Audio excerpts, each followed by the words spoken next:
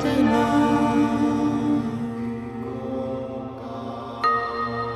करता पुरख निरपौ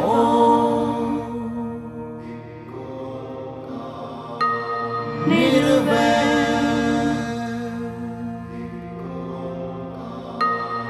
अकाल मूरत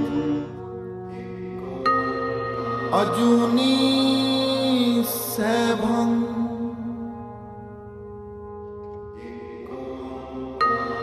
गुर प्रसाद।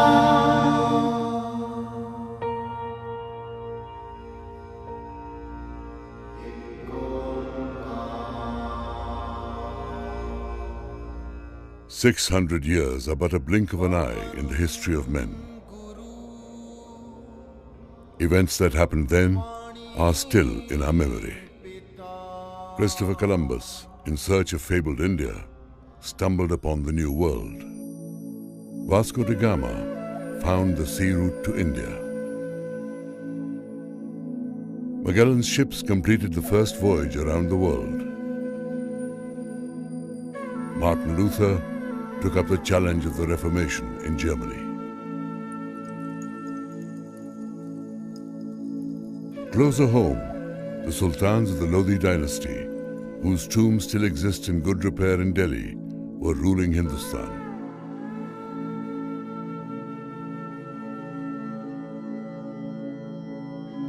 But soon the last of them, Ibrahim Lodi, was replaced by the invader Babur, who thundered down with his marauding armies from Central Asia and laid the foundations of the Mughal Empire.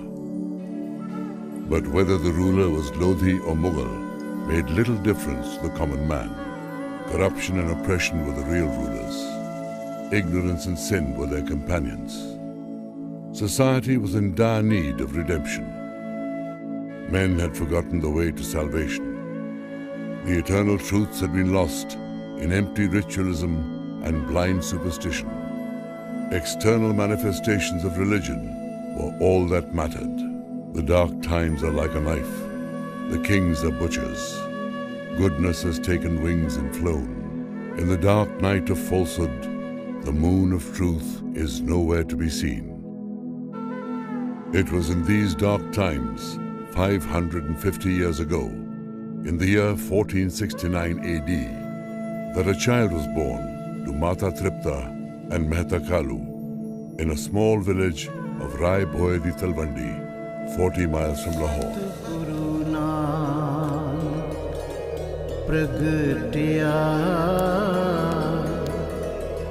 मिट्टी तुंद जग चानण होआ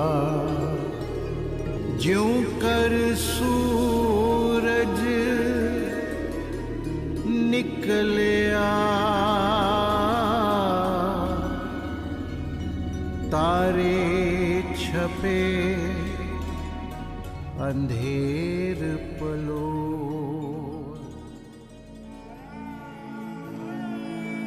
Nanak was a precocious child, astounding his teachers with profound spiritual truths and wisdom.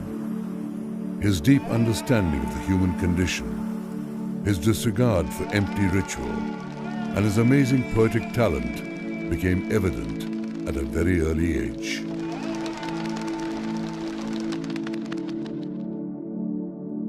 When Nanak was 11, Mehta Kalu arranged for the ceremony of the sacred thread. Amidst the chanting of the mantras, the priest produced the janeu, made of 7 twisted and braided strings. Nanak asked the priest what he was doing. The priest explained that he was investing Nanak with the holy thread that would mark him out as a member of the higher castes. But Nanak waved him away.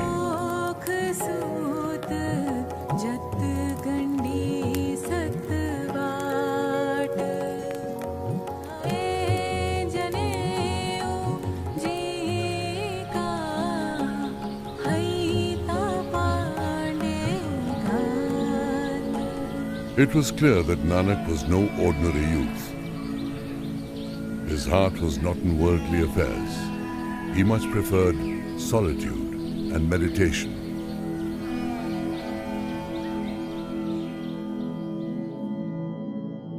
A few years later, he moved to Sultanpur, a prosperous town at the confluence of the Beas and Satluj rivers, at the invitation of his beloved sister Nanki and her husband Jairam, who was a revenue official in the employ of the governor, Nawab Daulat Khan Lodi.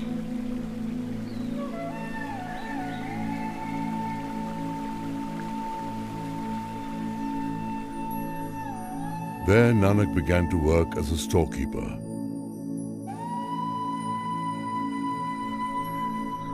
In the evenings, he would pray and meditate with a group of like-minded companions that included Mardana, the rabab player. Early in the mornings, Nanak would bathe in the Bedi river and remain absorbed in the contemplation of the Almighty. One day, he did not return after his bath, leading people to think that he had drowned. But after 3 days, he reappeared. The first words he uttered amazed the townspeople. He said, "There is no Hindu and no Muslim." Guru Nanak was now ready to travel and spread his message of love, humanism, equality, and the oneness of God. In the words of Bhai Gurudas, the Sikh historian and poet, the Baba traversed the 9 regions of the earth as far as the land stretched. His 4 long journeys, or udasis, spread over more than 20 years, took him to Assam in the east, present-day Sri Lanka in the south, Mount Kailash in the north, and as far as Mecca in the west.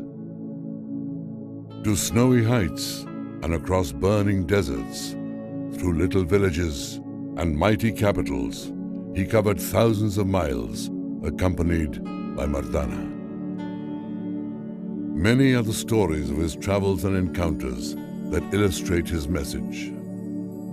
Nanak preached against empty ritualism that had taken the place of true prayer and meditation.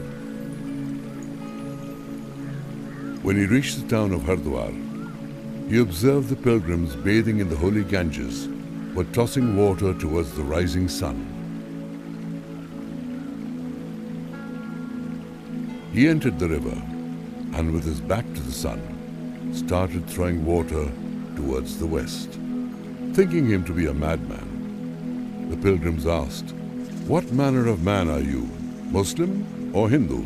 If you are Muslim, what are you doing here? And if you are a Hindu, why are you throwing water away from the sun?" Continuing to toss water away from the sun, Nanak asked them, "Why are you throwing water towards the sun? It will bring peace to the souls of our ancestors." The Guru then responded, "I have left my fields near my home in the west. There is no one to irrigate them. I am throwing water to sprinkle my crops." "How can your water reach your field from here, so many miles away?" asked the incredulous pilgrims. Nanak replied that if their water could reach their ancestors in heaven, then surely it could also reach his fields. On another occasion, the Guru and Mardana camped near the temple of Jagannath in Puri in Orissa. The chief priest invited Nanak to join the Aarti, the evening prayer in the temple, and Nanak readily agreed. The priests placed earthen lamps filled with ghee on a bejeweled salver, decorated with flower petals and sweet incense. They lit the wicks and swung the salver, pendulum-like, in front of the image, while the congregation sang hymns, blew conches, and tolled bells. The priests were angry that Nanak sat unmoved through the ceremony. His response was to explain the true nature of the worship of the Creator. Nanak explained that a celestial arti was being offered to the Creator by nature. The sky was the salver, The sun and moon were the lamps, the stars were the pearls, the fragrance of sandal was the incense, and the great forests were the flowers. This was the true worship of the miracle of creation. Guru Nanak believed that the path to God did not lie in renouncing this world and retreating to forests and mountains. Instead, it lay in righteous living within this world. This message was best illustrated when he traveled deep into the Himalayas to reach Mount Sumer, which is none other than Mount Kailash, the venerated abode of Shiva and Parvati. There he had a meeting with 84 Siddhas, or ancient sages, who had meditated deep and long and possessed great power and wisdom. During the long exchange, the Siddhas asked him how the world below was faring. Guru Nanak replied that darkness, sin and injustice had taken over the world. Corruption was rampant. The fence itself had begun to eat the crop. The wise Siddhas had escaped to remote caves in the mountains. Who then would redeem the world? The Siddhas argued that it was not possible to be part of the world and to follow the path of meditation and spirituality. Nanak replied that one had to be as a lotus that is in the water but yet is dry. The secret was to meditate on God's name and remain unaffected by the world. True religious discipline was to live correctly amidst the challenges and temptations of the world, with all its troubles and joys.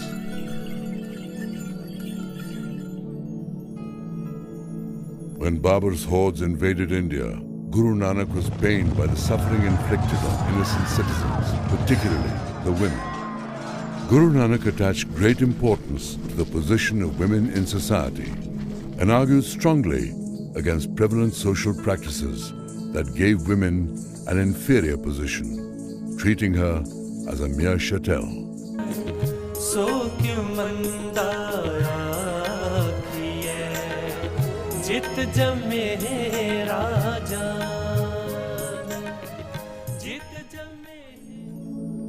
After his extensive travels, Guru Nanak settled down in Kartarpur on the banks of the river Ravi. He exchanged his pilgrim's clothes for the simple garments of a householder and began to farm the land.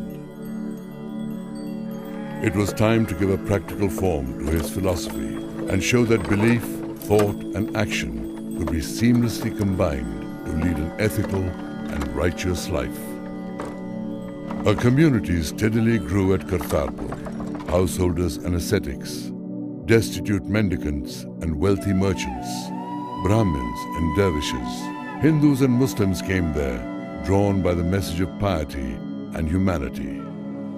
Nanak's spiritual creed was simple: Kirt karo, work hard. Vand chakko, share what you earn in charity. And Naam jappo, meditate on his name. At Kartarpur was born the tradition of Sangat, the congregation of devotees listening to the divine compositions in contemplation of God's name.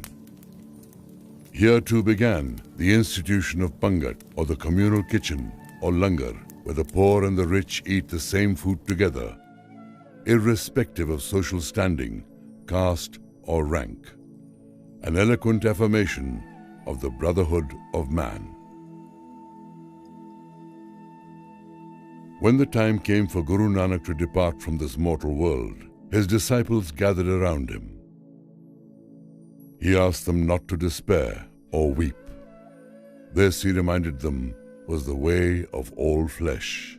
O brethren, remember the Lord, for all have to pass this way. Then he covered himself with a sheet, and his soul departed its mortal confines.